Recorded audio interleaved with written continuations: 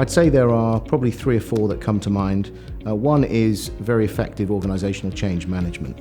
We're talking about major transformation here, whether it be in mortgage operations or credit cards or payments, whatever it might be. These involve huge investments, and the piece that's often missing, and one of the reasons why these don't succeed, is that the change management is ineffective.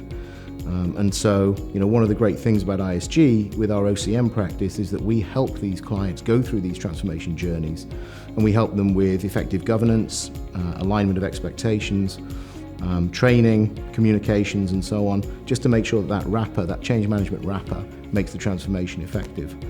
I think other factors, what would make it effective, will be leveraging technology. And by technology, there's all sorts of things in here. How do they leverage public cloud?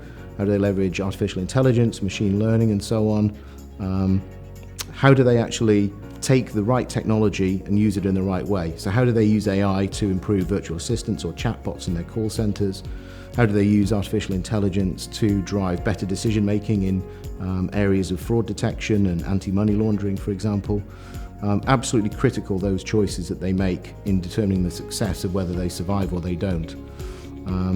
And then finally, I think one of the other critical parts is how do they make sure that all of the change that they're making is compliant with all the various regulations that we see. The banks, particularly the global banks, have a huge job on their hands to make sure that they're compliant in every jurisdiction.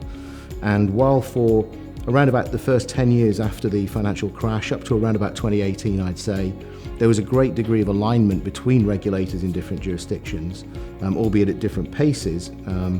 What we're now seeing is a divergence again of regulation, which means multiple actions that banks have to take to comply in different areas around the world. So you've got to have a firm and effective, robust compliance team within the bank to make sure that all of this transformation lands in accordance with what the regulators want to see.